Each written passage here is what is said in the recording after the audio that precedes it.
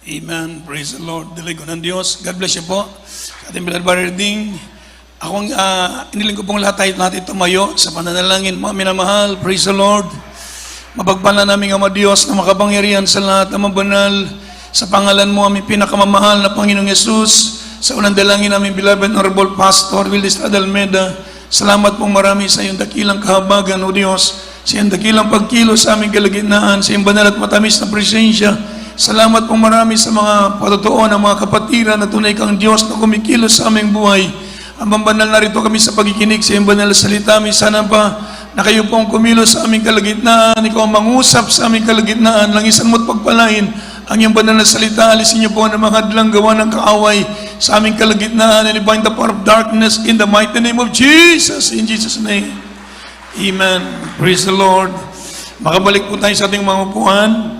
Una tigit sa lahat, ang pinakamataas na pupuri, pasalamat, pagsamba, paglalwalhati ay tangi sa ating dakila, ang ating pinakamamahal na Panginoong Jesucristo. At patuloy po tayo nagbibigay ng paggalang sa ating ginagalang at minamahal na Evangelista Wildy Estrada Almeida, the end-time prophet of our loving God. We love you so much po, beloved pastor. At ganyan din po sa kanyang beloved children, children-in-law and grandchildren. At ganyan din po sa patuloy nating pag-aalala sa mga gintong aral at turo ng ating ginagalang at minamahal na stand pastor Lina C. Almeida. Sa ating lahat mga webcast viewers, sa ating lahat mga mananampalataya, isa mong pinagpalang muling araw, palapakan natin ang mahal na Panginoon. Praise the Lord. So mga minamahal, tayo po'y dadako sa ating pag-aaral ng salita ng Diyos, sa pagkikinig ng banal na salita ng Diyos. At purihin natin mahal na Panginoon. Although mga minamahal, itong aking topic ay patungkol sa paglilingkod natin sa mahal na Panginoon, pero bigyan mo natin ng daan itong ating pag-aaral sa oras na ito. Buksan natin ating banal na kasulatan from the book of Revelation, chapter 13, verse 16 up to 18. From the book of Revelation, chapter 13, verse 16 to 18. And he causeth all, both small and great, rich and poor, free and bond, to receive a mark in their right hand, or in their foreheads, and that no man might buy or sell, save he that had the mark, or the name of the beast, or the number of his name. Here is wisdom. Let him that hath understanding count the number of the beast, for it is the number of a man, and his number is 666. Amen.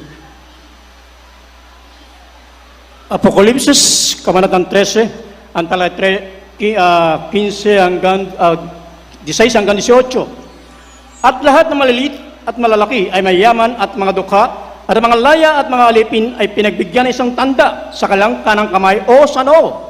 At nang huwag makabili o makapagbili ang sinuman, kundi siyang mayroong tanda. Sa makatuwid ay ang pangalan ng hayop o bilang ng kanyang pangalan. Dito ay may karunungan. Ang may pagkaunawa ay bilangin ang bilang ng hayop, sapagkat siyang bilang ng isang tao, at ang kanyang bilang ay 666. Amen. Amen. Palapakan po natin ang salita ng Diyos, mga minamahal. So ito pong ating topic sa oras na ito, mga minamahal, yung pong tinatawag na the mark of the beast. Yung pong mark of the beast, ito tinatawag na ito po ay marka ng Antikristo. So sa ating nabasa mga kapatid, sa po na ating nabasa mga minamahal, na the Antichrist will seek to gain total economic control of the world. All people must worship him and receive a mark on their hands or foreheads in order to buy or sell. This economic pressure will help identify the followers of the world religion promoted by the Antichrist. Those who refuse to take the mark will be hunted down in order to be killed. Ever say amen. So darating ang araw, mga minamahal, sabi ng banal na kasulatan, maghahari ang Antikristo. So siya po ang magmaniobra sa tinatawag na economic world, tinatawag mga minamahal na economic control. So ang lahat ng tao sa buong mundo, sabi po ng Biblia, ay tatatakan ng 666. At yung hindi magpatatak ng 666 ay papatayin, mga minamahal. So, ito'y mangyayari, mga kapatid. Subalit, alam ko po na bago ito mangyari, mga minamahal, tayo po na naglilingkod sa Diyos ay kukunin ng ating mahal na Panginoon. Amen. So, ito'y paghahanda lamang, mga minamahal, para itong mga nangyayari sa panahon natin ngayon, mga kapatid, ito'y paghahanda lamang upang tayo po ay lalo pang magpakainit sa paglilingkod sa mahal na Panginoon. Amen. Kaya nga sabi ng Biblia, save yourselves. Iligtas natin ang ating mga sarili, mga minamahal. Sa panahon ngayon, ito yung sinasabi ng banal na kasulatan, na cry not unto me, sabi ng Panginoon, but cry unto yourselves and to your children. Amen. Habang ang mabait na Diyos ay nagpapasan ng krus, papunta doon sa Golgotha, at ang mga babae sa Jerusalem, sila'y umiyak, sumusunod, at ang mahal na Panginoon ay lumingon sa kanila, tang sabi niya, mga babae ng Jerusalem, mga babae, huwag niyong iyakin, huwag niyo kong iyakan, kundi ang sabi ng mahal na Panginoon, iyakin ninyo ang inyong sarili at ang inyong mga anak. Amen. So sa atin mga naglilingkod sa Diyos, mga minamahal, mga mainit na naglilingkod sa mahal na Panginoon, tayo po ang pag-asa ng ating mga mahal sa buhay. Amen. Itayo ang kanilang inaasahan para sa kanilang kaligtasan. Ibig sabihin, pwede natin silang iyak sa mahal na Panginoon. Amen. Itangis natin ang ating mga mahal sa buhay na sila'y magpakainit sa paglilingkod sa Diyos. Huwag umibig sa sanlibutan. Amen. Lalo na sa panahon ngayon, panahon na tayo po'y magpakainit sa paglilingkod sa mahal na Panginoon. Na kung maaari, panahon ngayon na tayo po'y mag-mourn. Amen. Panahon na tayo po'y manalangin para sa ating kaligtasan. Panahon na tayo po mga minamahal, imanalangin para sa kaligtasan ng ating mga mahal sa buhay. Nawa sila bago bumalik ang Diyos, sila'y bigyan ng pagkakataon ng mahal na Panginoon, sila'y makalapit sa Diyos. Amen. Sa ating mga mananampalataya sa oras na ito, tayo po itong panahon ngayon, ito'y panahon ng paghahanda. Panahon na tayo po'y magpakainit sa paglilingkod sa ating mahal na Panginoon. Amen. So ulitin ko po mga minamahal, darating ang panahon, darating yung tinatawag na mark of the beast. Ito po yung marka ni Satanas. Sabi po ng Biblia, ang lahat ng tao ay tatatakan sa kanilang kanang kamay at sa kanilang noo. Ang hindi tumanggap ng marka, sabi po ng Biblia, hindi sila makapamili at hindi sila makabenta. Amen. Ibig sabihin, mga minamahal, kung naalala natin yung mga minamahal yan, 16 articles, mga minamahal, na pinirmahan noon sa Papa sa Roma, yung 16 articles, mga minamahal, nakalagay doon, mga minamahal, you cannot travel abroad, hindi ka makapag-abroad, you cannot withdraw your money, amen, you cannot buy or sell, you cannot, mga minamahal, send your children to school. Ito pong lahat, mga minamahal, nandun sa 16 articles, mga minamahal. Ibig sabihin sa ating panahon ngayon, malapit ng malapit ang pagbabalik ng ating mahal na Panginoon. Amen. Ngayon, mga minamahal, patungkol ito sa issue ngayon about vaccine. Amen. Yung vaccine, mga minamahal, nag-preach ako last Wednesday sa dako ng Lapu-Lapu. Pagkatapos kong mag-preach, mga minamahal, lumapit yung isang kapatiran, mga minamahal, at ang sabi niya sa akin, sabi niya, Brad, na naginip ako. So mga minamahal, pinakinggan ko yung kanyang kwento. Sa aking panaginip, sabi niya, na naginip ako, ang sabi niya, yung vaccine, merong microchip.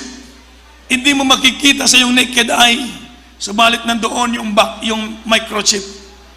Ang sabi niya, totoo yung sabi mo, yung preaching mo. Dahil sa aking panaginip, sabi niya, ang lahat ng tao, parang ang gagawin nila, parang yung mga isda, isegregate nila, mga minamahal. Mga minamahal, iba't ibang kulungan ba? Kumbaga yung tao, ganon. So mga minamahal, yung aking preaching kasi mga kapatid, ang sabi ko, meron ako nakausap na foreigner na intelligent. Ang sabi niya, huwag kang tumanggap ng vaccine. Lalo na sa mga matatanda, sabi niya. Kasi merong vaccine para sa mga matatanda, para madali na silang mamatay. Parang merong mercy killing ba? Alam nyo kasi sabi ko, nung yung aking kapatid, nagtatrabaho sa Israel bilang isang yung caregiver, mga minamahal, doon sa bansang Israel, meron tinatawag na mercy killing. So yung aking kapatid, binabantayan niya yung matandang babae na isang profesora ng English sa dako ng Israel. So yung aking kapatid tumagal doon, at yung kanyang anak na 2 sundalo, mga minamahal, sa army, sa Israel, nakita nila yung kanyang mama na matanda na. So nag-usap sila. At ang sabi sa aking sister na i-mercy killing yung kanilang mama.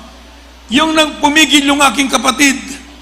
Sabi ng aking kapatid, dahil napamahal na sa kanya yung matanda, para na niyang nanay, mga minamahal, sabi niya, kung maaari, wag.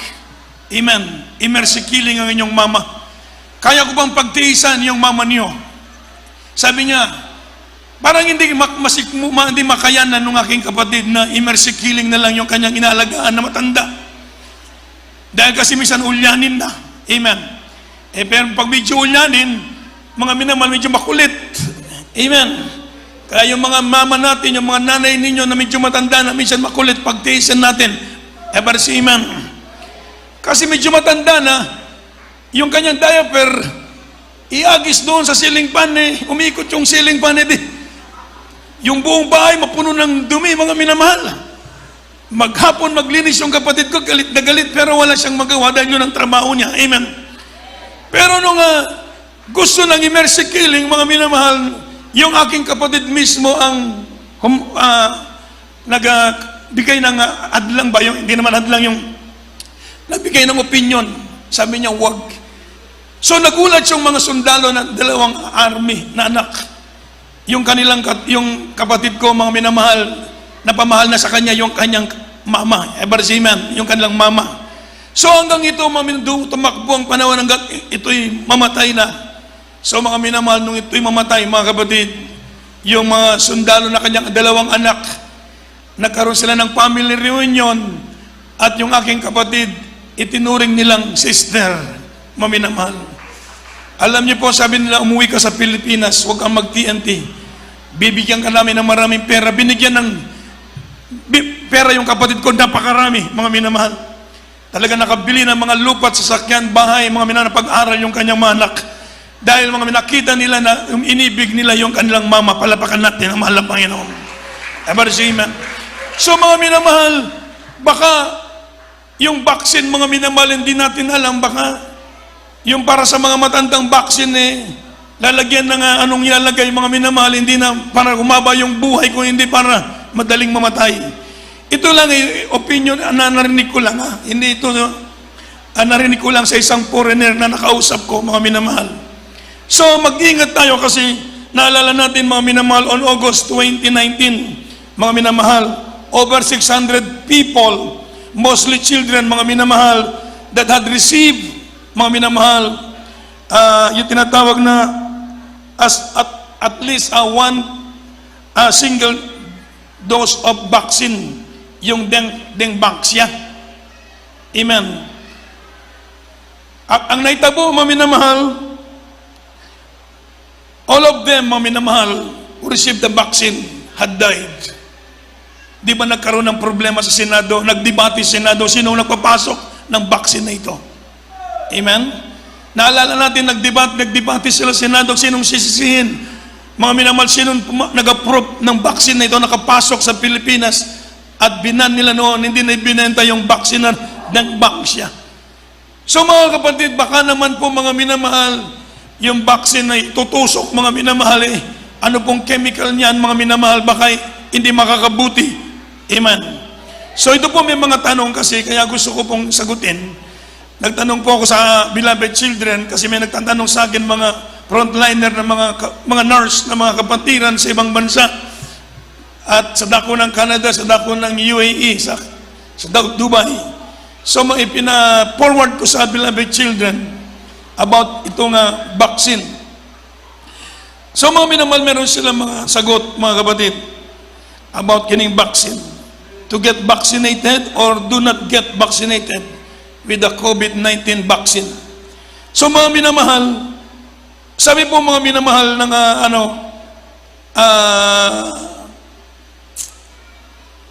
what should I do if anti-COVID vaccine becomes mandatory in our company or school.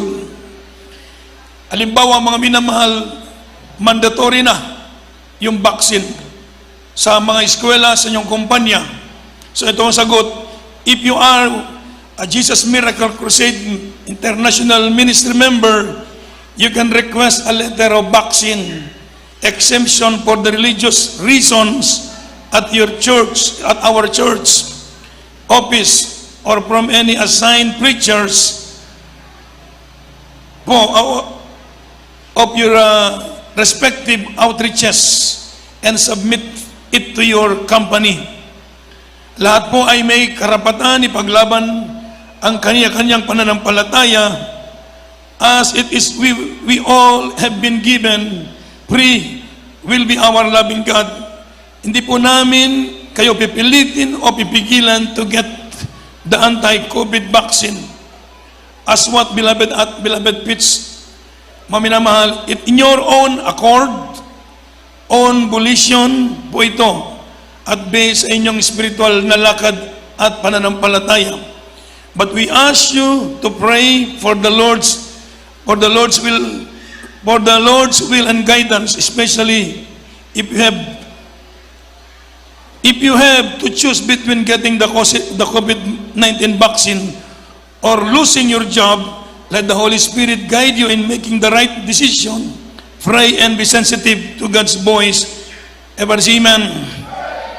So, binibigyan po ng freedom ang mga kapatiran. Ever see, amen. Kung tatanggap ba sila ng vaccine o hindi. Like for example, mga minamahal, kung halimbawa mandatory na, pwede po kayo mag-request sa ating mga office, mga minamahal, for religious exemption, ever see, amen. Kasi meron naman po yan, meron tayong freedom of religion, ever see, amen. Yun ang belief natin, tayo po ay nananampalataya sa mahal na Panginoon. Kaya tayong ingatan, pagalingin ng Diyos, ilayo sa karamdaman, ever see, praise the Lord. So pwede natin ibigay sa kanila yung ating exemption letter, mga minamahal. Alam naman po natin, naalala ko tuloy mga minamahal, maraming matatanda, wala man vaccine nun, pero ang haba ng buhay. Ever see, man? Di ba mga minamahal, alalakas ng katawan? Oh. Pero mahaba pa rin ang buhay, malusog pa rin sila. Naalala ko tuloy yung doktor na tumingin sa kapatid ko, sabi ng doktor, pag umidad ka ng 50, mag-ingat ka na sa pagkain mo. Amen. So tayo po mga minamahal, tayo po mga kapatid, mag-ingat din sa ating pagkain. Ever see, amen. Pwede naman kainin lahat ng pagkain, pero huwag naman pong sobra. Ever see, amen.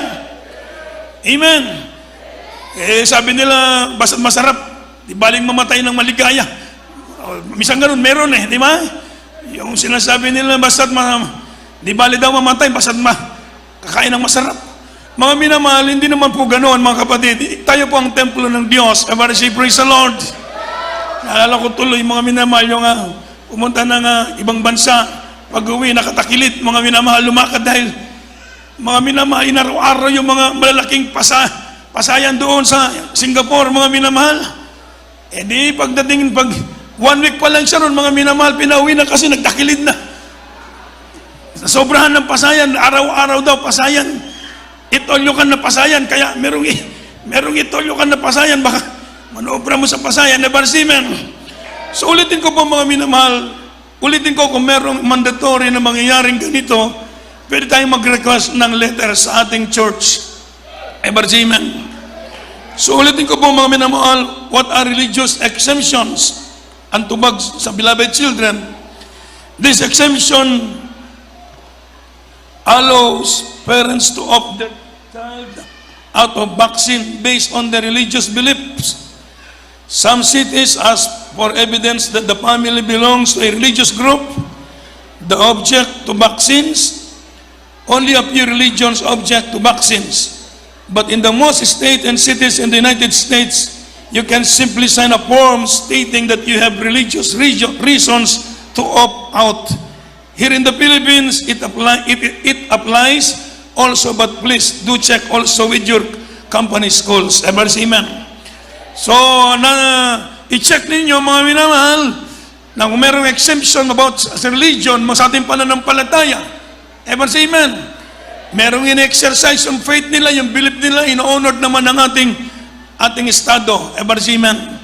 So, tayo po mananampalataya, mga minamahal, ulitin ko lang, hindi natin alam kung ano yung laman ng vaccine na yon. So, another thing, mga minamahal, is the swab test is the mark of the beast? Ang tubag, mga minamahal, no. Amen. Sabi po ng beloved children, as with everything, we need to make fully informed decision and most importantly, pray. Pray for wisdom, leading and guidance from the Lord before making any major decisions. Maging matatag sa salita ng Diyos, hindi basta matitinag o malilin lang ng kaaway kung alam mo na ang salita ng Diyos. At there is no evil befall thee, neither shall any at warning long pause ahead, but my belief benefits some mark of the beast. So, hindi po yan marka ni Satanas. Ever say amen?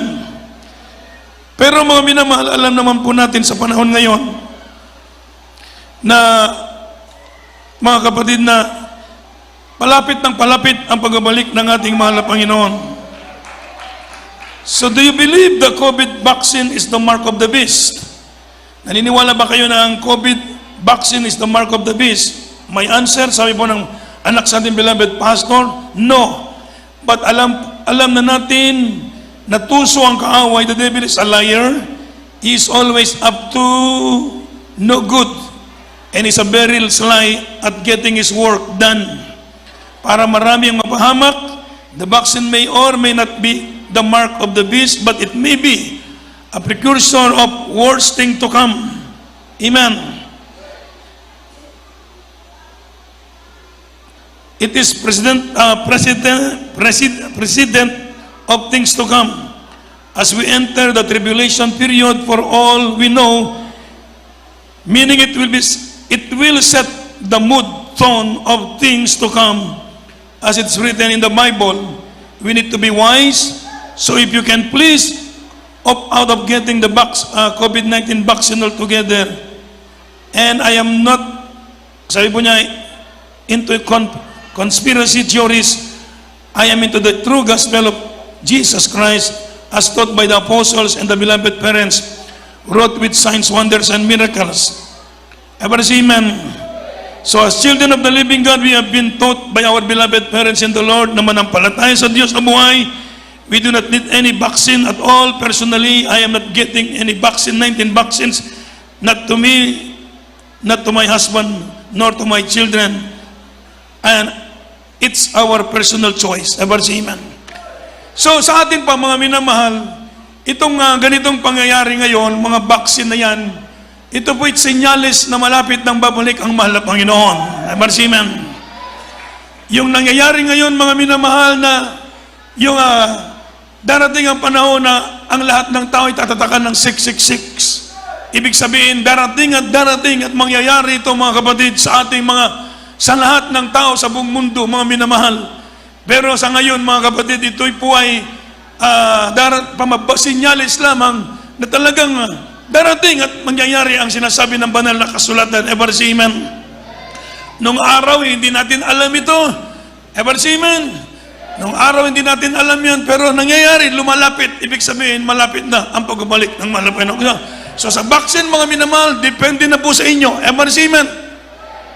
Depende na po sa inyo kung anong desisyon ninyo, mga minamahal. Kung gusto nyo pong mag-request ng letters, halimbawa yung company nyo, merong mandatory, gagawa tayo ng letter for excuses, palapakan natin ang ating mahal na Panginoon. Ever say praise the Lord? So yun po mga minamahal, ngayon tayo po itutuloy sa ating pag-aaral ng salita ng Diyos. Sa ating mananampalataya, mga minamahal, sabi po ng Biblia, mga kapatid, from the book of Acts chapter 2 verse 40, can you open your Bible and read it to me?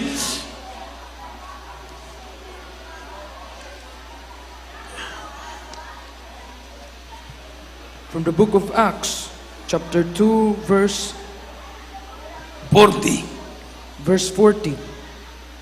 And with many other words did he testify and exhort, saying, Save yourselves from this untoward generation. Amen. Mga Gawa, Kabanatang 2, ang talatay 40. At sa iba pang maraming salita ay nagpatotoo siya, at nangaral sa kanila na sinasabi, magsiligtas kayo sa likong lahing ito. Amen. Ever say, praise the Lord. So sabi po ng Biblia, and with many other words did he testify and exhort, saying, Save yourselves from this untoward generation. No one can be saved, mga minamahal, who does not turn away from the corruption of present society. Sabi po ng Biblia sa ating lahat naman naglilingkod sa Diyos, ito'y minsan ang pangipinapaliwanag sa banal na kasulatan na sabi ng Biblia, save yourself from this untoward generation. Ever say amen? Kinakailangan iligtas natin ang ating mga sarili sa tinatawag na untoward generation, crooked generation, perverse generation, and faithless generation. Amen. Wicked generation. Iligtas natin ang ating sarili. Ang ililigtas natin ang iyong sarili, ang aking sarili, ang ating mahal sa buhay. Iligtas natin sila sa likong lahing ito. Ever say amen? Ibig sabihin, itong henerasyon na ating kinabibilangan ngayon, di ba naalala ko yung nag-testify yung isang mother. Ang sabi niya, nagpapasalamat ako sa Diyos dahil nandun ako lagi sa trabaho. Yung aking anak, hindi ko nakikita, hindi ko na mamonitor dahil sa kanyang work. Pero ngayon, siya nagpapasalamat sa Diyos. Bakit? Yung kanyang mga anak, mainit na naglilingkod sa ating mahal na Panginoon. Amen. Ibig sabihin, mga minamahal, talagang ang problema ng magulang ngayon, problema nating lahat, problema ninyong lahat, mga minamahal, kung paano natin iligtas yung ating mga sarili, maging yung ating pamilya. Amen. Lalo na saan tayo nabubuhay sa sanlibutan ito na talagang sinasabi ng Biblia, we are living in the world that is worse than before. Mapanganib na sanlibutan itong ating kinabibilangan sa panahon ngayon. Talagang nandito na yung tinatawag na because of iniquity, mga minamahal. Because of sins, mga minamahal, the love of many shall wax cold. And in the last days, mga minamahal, iniquity shall abound. Ang kasalanan ay lalaki ng lalaki. Ibig sabihin talagang nakakatakot. Ever say amen? So walang Kristiyano, walang tao, mga minamahal, makatakas sa sanlibutan kung hindi siya lalapit sa Diyos. Palapakan natin ang ating mahal na Panginoon. Walang ibang maging solusyon ang tao ngayon, mga minamahal, para siya mapalaya sa kasalanan. Sabi nga ng Biblia, you shall know the truth and the truth shall make you free. Only the truth. Amen. Only truth, mga minamahal, written in the scripture, can deliver, mga minamahal, from destruction and the dominion of Satan. Ever say amen? Ang katotohanan na sa banal na kasulatan, ito lamang po ang paglaom. Ito yung ating kapangyarihan, itong ating pag-asa para ang tao'y makalinggawas. Ever say amen? Para siya po, mga minamahal, ay hindi mahulog sa kasalanan.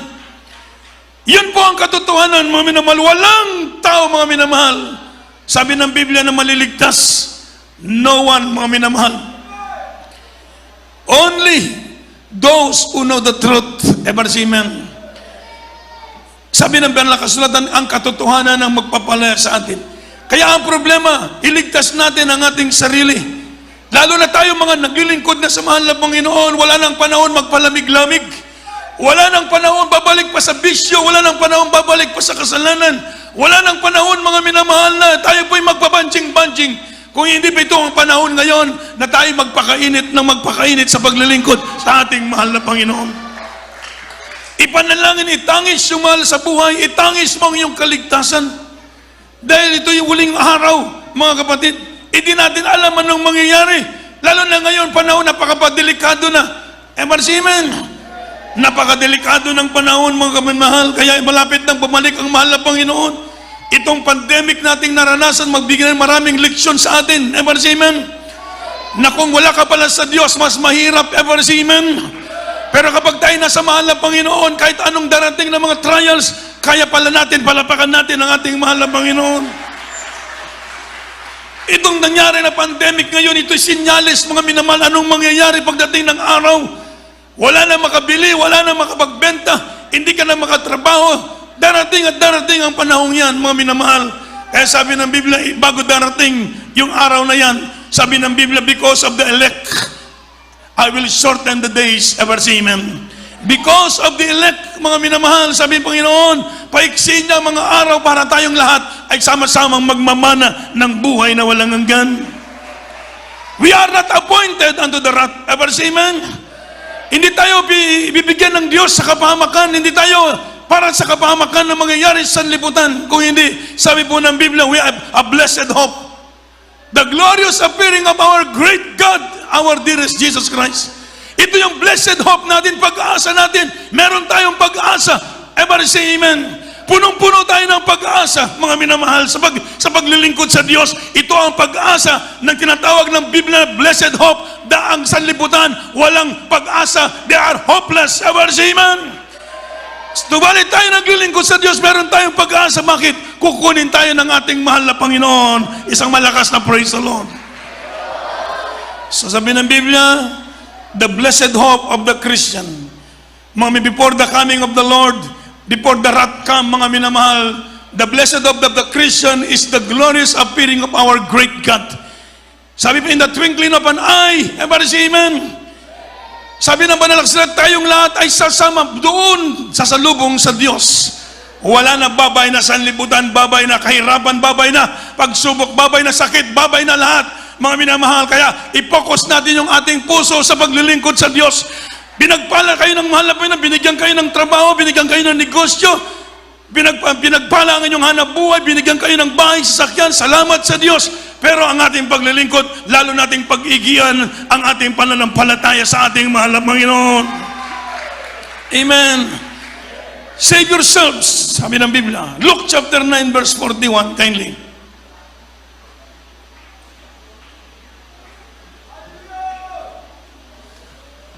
The book of Luke, chapter 9, verse 41. And Jesus answering said, O faithless and perverse generation, how long shall I be with you and suffer you? Bring thy son hither. Amen. Lucas, kabanatang 9, ang talatay 41. At sumagot si Jesus at nagsabi, O laing walang pananampalataya at taksil, hanggang kailan makikisama ako sa inyo at magtitiis sa inyo, dalhan mo rito ang anak mo. Amen. Ever say amen. Faithless and perverse, sinabi ng Biblia. Mga ibig sabihin, mga minamahal, ito pong faithless and perverse, mga minamahal, ito po ay talagang sinabi ng mahal na Panginoon sa mga tao ngayon, mga kapatid. Ibig sabihin, mga minamahal, ang panahon natin ngayon, talagang nasa uling araw na. Sabi ng Panginoon, O faithless and perverse generation, how long shall I be with you and suffer you? Kailan ako makipagtiis sa inyo? Kaya itong sanlibutan ngayon, di natin masisi. Dahil po mga minamahal, talagang sinabi pa ng mahal na Panginoon, faithless, walang pananampalataya na henerasyon. Mapalad na lang tayo mga kapatid dito sa Pilipinas. Amen. Ako nagpapasalamat ako, naging Pilipino ako. Palapakan natin ang mahal na Panginoon. Amen. Kung nung doon ka pinanganak doon sa ibang bansa at hindi ka naniniwalang may Diyos, kawawa ka. Dahil sabi ng Biblia, in flaming fire, taking vengeance to them that know not God and they not obey the gospel of Christ. Period. Ever see, man? Ang apoy ng impyerno ang maghiganti sa mga taong hindi kumilala sa Diyos. To them that know not God and they not obey the gospel of Christ. Subalit dito sa bansang Pilipinas, pinagpala na tayong lahi dahil nakakilala tayo sa mabait na Diyos. Ever see, man? Kaya minsan nangangaral ako, mga minamsabi ko, tayo po'y mapalad sapagkat dito sa ating bansa, madali tayong maniwala sa Diyos. Doon ka sa Canada, mga minamasyaralan mo ng gospel, sabihin nila sa'yo, I'm not a religious person. Tapos na, ayaw nilang entertain. Amen. Wala silang pakialam. Pag sinabi mo, do you believe in God? O do you believe in hell? Sabi na, I don't know. Merong mga sagot na gano'n, mga minamahal, talagang hindi nila masiguro. Pero sa atin, naniniwala tayong merong impyerno at merong ng Diyos, ba't hindi pa langit, ba't hindi pa natin siguruhin? Ewan si Amen. Yung ating pananampalatayang ito na pinagkalob sa atin ng mabait na Diyos. Kaya mga minamahal, magpakainit lalo. Sa ipon ng Biblia from the book of Luke chapter O Philippians chapter 2 verse 15. Philippians chapter 2 verse 15. From the book of Philippians, chapter 2, verse 15, that ye may be blameless and harmless, the sons of God, without rebuke, in the midst of a crooked and perverse nation, among whom ye shine as lights in the world. Amen. Pilipos, Kabanatang 2, talatay 15. Upang kayo maging walang sala at walang malay, mga anak ng Diyos na walang dungis, sa gitna ng isang labing liko at masama, nasa gitna nila'y lumiwanag kayong tulad sa mga ilaw sa sanglibutan. Amen. Everybody shout, praise the Lord. So our dearest Jesus and the apostles, mga minamahal, emphasizes that the world we live, mga minamahal, in is unfaithless and perverse generation. The people of the world are in deception and darkness, and thus have a distorted view of life, values, and religions. They follow immoral ways of life and reject the norms of the Word of God. Ever see, amen? So being a God's children, mga minamahal, have different worldview and values, and are thus separate from the Word in loyalty to the Lord Jesus Christ. So we are to blameless, pure, and without fault in order to proclaim His glorious redemption to the lost world. Ever see, amen? So ang tao ngayon, mga minamahal, they hold a wrong views. Ever see, amen? Talagang nandoon yung kanilang maling paniniwala, nakikita nila ang sanlibutan. Mahal na mahal nila ang sanlibutan. Kaya parang napakahirap ngayon iligtas yung tao sa kamay ng impyerno. Ever see, amen? Dahil si Satanas, mga minamahal, ginagawa niyang lahat ng paraan. Lahat ng gagawin ni Satanas para ang tao mabulag, ang tao ay mapahamak. He is serious in his desire, ever see, amen, to deceive and to bring soul into the eternal damnation. Kaya mga minamahal, talagang hindi basta-basta mag-ayuno, manalangin. Ang ating ginagkalang at minamahal na Evangelista Will Estrada Almeida, nakita niya na talagang kailangan iligtas ang tao sa apoy ng impyerno. Kagaya nung panahon na tayo nasa reliyon pa, ever see, amen. Kung hindi nagkrusada ang ating beloved pastor dito sa Cebu, di sana kayo pa lumuluhod pa sa mga santo ninyo at tutungo pa kayo sa impyerno. Amen? Pero salamat sa Diyos, nagkrusada ang ating mga pastor, ipinangaral ang katotohanan, ngayon naintindihan natin ang tamang paglilingkod sa ating mahal na Panginoon. We are bound for heaven, palapakan natin ang ating mahal na Panginoon. We are citizens of heaven. Ever say, amen? Our citizenship is heavenly. Palakpakan natin ng malakas ang ating mahal na Panginoon. So mga minatagal langit na tayo, ibig sabihin ng ating pangalan are registered in heaven. Ever say, amen? Our name are registered in heaven. Our inheritance is in heaven. Our homeland is in heaven. Ever say, praise the Lord. We are strangers in this world. Tayo po estranghero lamang. Mga minamahal, napakalaga ng buhay, napakalaga ng kaligtasan.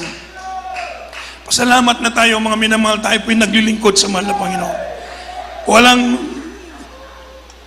kahapon, naglibing kami ng patay sa pinsan ng aking beloved wife.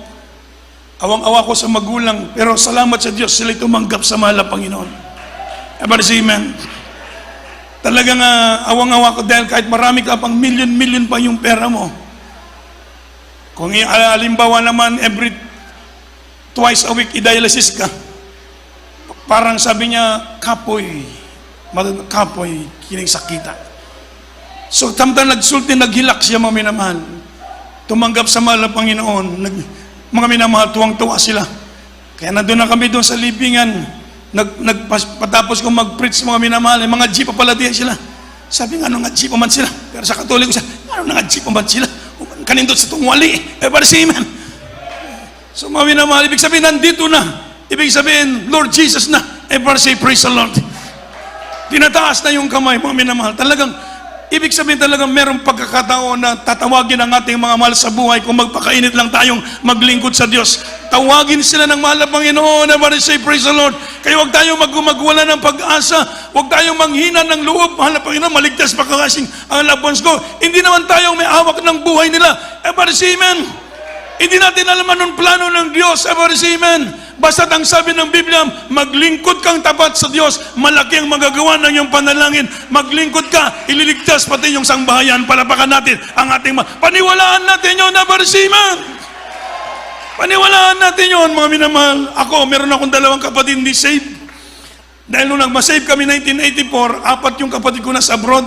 Yung 2 umuwi, yun ang nasave. Yung 2 nandun. So mga minamahal, hanggang ngayon hindi pa na sila nasave. Pero mga minamahal, dumating ang panahon, tuloy-tuloy ang takbo ng panahon. Ngayon mga minamahal, kung may problema, hingi sila ng prayer. Ever say amen. Oh. Pag meron sa sakit, tatawag. Meron akong naramdaman, magpa-pray. Amen. Yung kapatid ko nasa ibang bansa, isa na, nasa Kuwait, hindi yun mga minamahal, pero ngayon nanonood sa ating gawain. Palapakan natin ng malakas ang ating mahal na Panginoon. Sumusubaybay na ngayon sa ating Miracle Hour, sumusubaybay sa ating banal live streaming. Yun hindi yun save ha?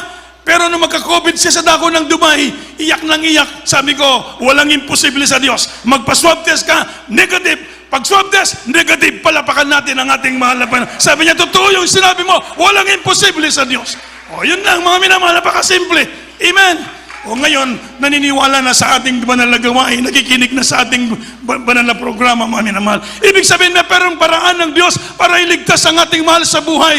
Lalo na, iyak natin sila sa mahal na Panginoon. Sabi ng Biblia, cry not unto me, but cry unto yourselves and to your children and to your family. Palapakan natin ang ating mahal na Panginoon. Ito yung panahon na tayo po'y magpakainit sa paglilingkod sa Diyos. Tatawagin yung mga malabons nyo. Maniwala kayo sa sinabi ng banal na kasulatan. Amen. Huwag mo sabihin, baka hindi sila para langit. No. Ever say amen. Maniwala ka, sabi ng banal na kasulatan, anong gagawin ko para maligtas? Nang tanong sila sa mga apostoles, ang sabi ng mga apostoles, believe on the Lord God, you shall save in your household. Maniwala ka sa Panginoong Hesus, maniwala ka at ang iyong sambayan ay maligtas. O palakan natin ng malakas ang ating mahal na Panginoon. Kaya yung kaligtasan, libre, pinagpala na tayo. Nakilala natin ang mahal na Panginoon. Maglingkod tayong mainit sa paglilingkod sa Diyos. Magpakainit tayo sa paglilingkod sa Diyos. Walang kwentang sanlibutan. Walang kwentang mundong ito, mga minamahal. Ang pinaka-importante ang ating kaligtasan. Ipagtrabaho natin na yung takot at panginginig ang inyong kaligtasan. Huwag tayong magkasala sapagkat tuso ang kaaway. Ever say amen. Gusto ng Diablo linlangin ng tao, mga minamahal, para matatapon ka sa impyerno. Walang blessing, mga minamahal. Maigi na tayo naglilingkod sa mahal na Panginoon. Tuloy-tuloy ang pagpapala ng ating Diyos. Tayo pong lahat ay tumayo, mga kapatid. Praise the Lord. Habang tayo po ibakawit sa mahal na Panginoon, sana nang ipabot sa Diyos ang ating pasalamat. Praise the Lord.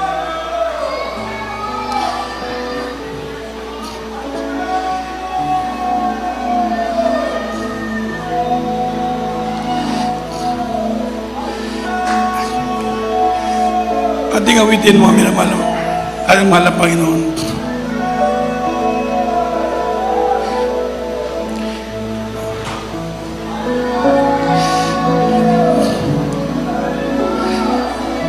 Nung una,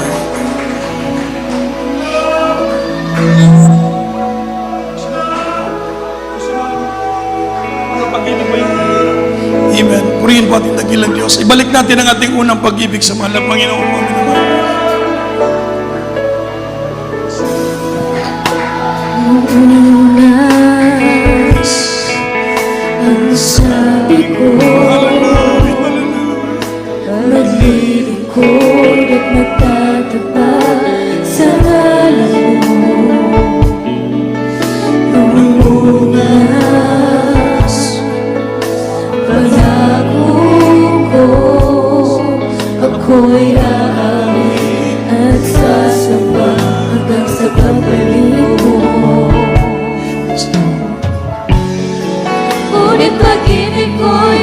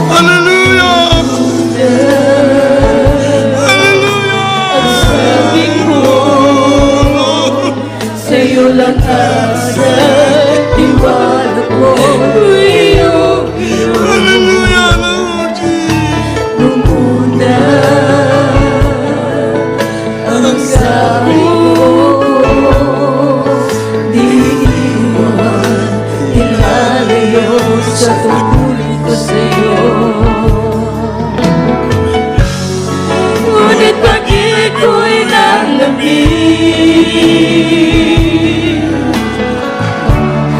Hallelujah! sa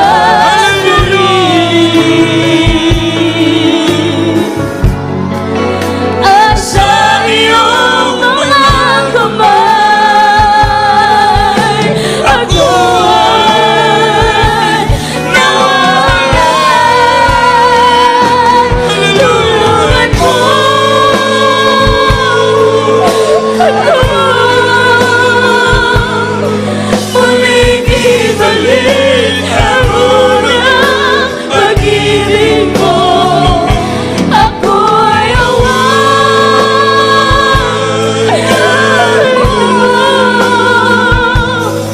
at huwag kailangan Diyos na nagbilang pag-ibig Diyos, mo. hallelujah, revive us, Lord.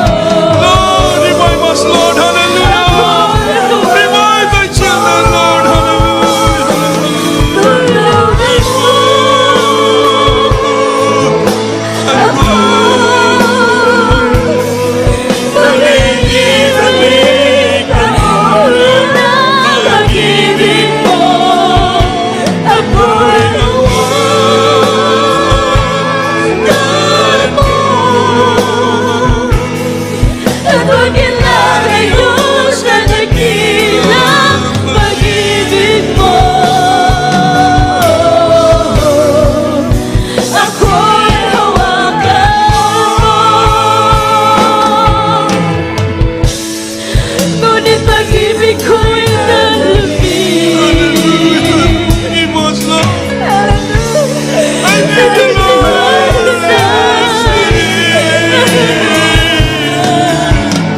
Hallelujah.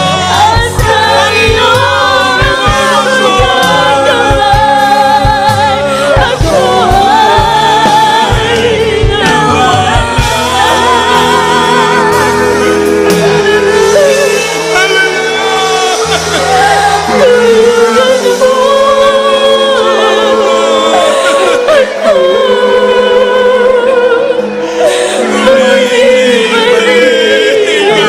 ay pag-ibig mo.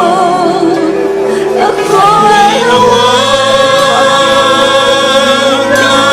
mo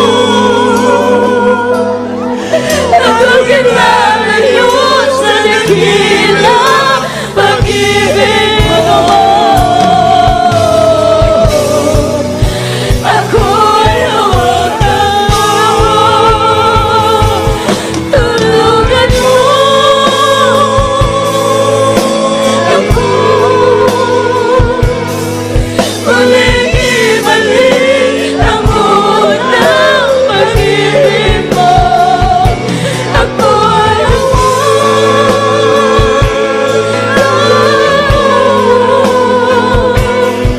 at huwag kailangan Diyos na dakilang pag-ibig mo. Ako'y hawakan mo, tulungan mo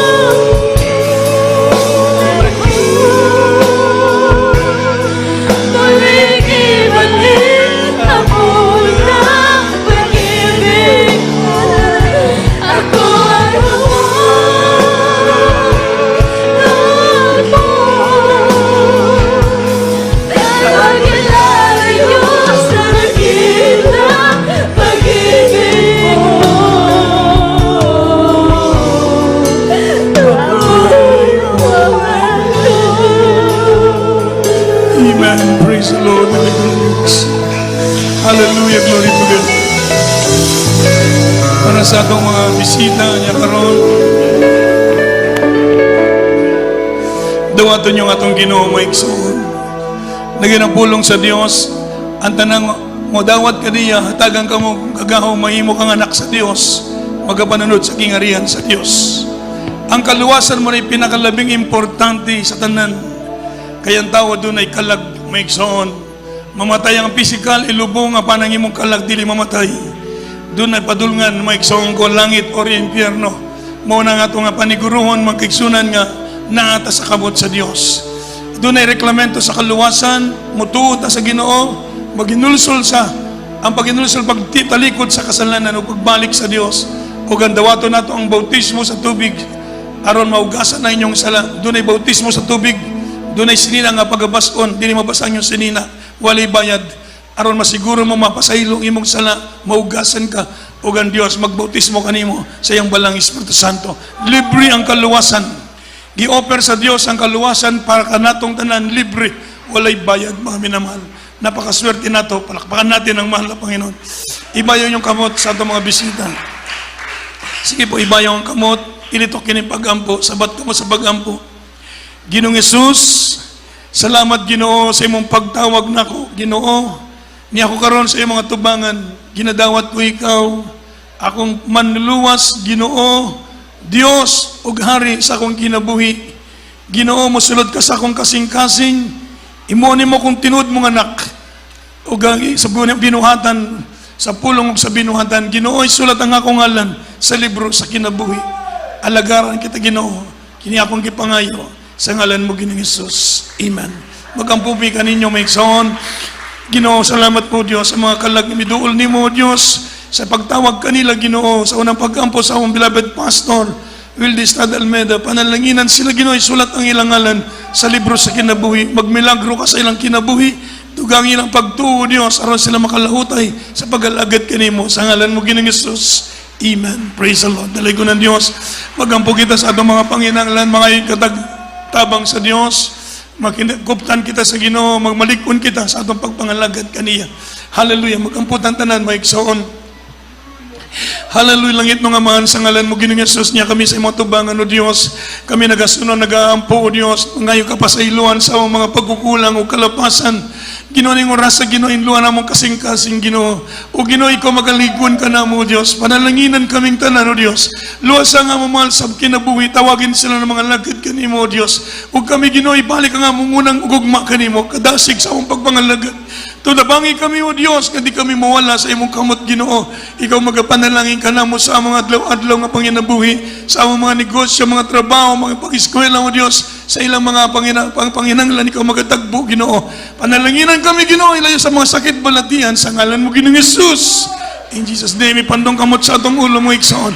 Langit mga mahal, o Diyos, sa makausapag, Ginoo, mo gigamit ang imong halandong ngalan. Ginawala imposibleng butang kanimo, Diyos, among gibadlungan tanang buhat sa kaway. Mga sakit balatian, mga problema, pagduwa-duwa sa mga kaigsunan, kapugnaw, pahawa sa ngalan ni Ginoong Hesus. Hallelujah. Lust of the eyes, lust of the flesh, pride of life. Cast out from us in the name of Jesus. Weaknesses cast out, lukewarmness cast out, materialism, carnality, evil thought cast out in the name of Jesus. Be strong and be blessed in Jesus' name. Amen. Manindok kitang tanan, maigsoon. O gagig pa, salamat sa atong butang Diyos sa makusog nga beses mga minal mo, singgit katag tulo ka singgit nga paghimaya sa Ginoo, singgit katag makusog nga hallelujah, praise the Lord. O kanang musabay lokso, mga minamahal kining atong gibuhat, may isang ko kinig gahom kini. Praise the Lord. Palapakan natin ang mahalapay na sige. Tungan ta. Hallelujah, praise the Lord. Hallelujah, praise the Lord. Hallelujah, praise the Lord.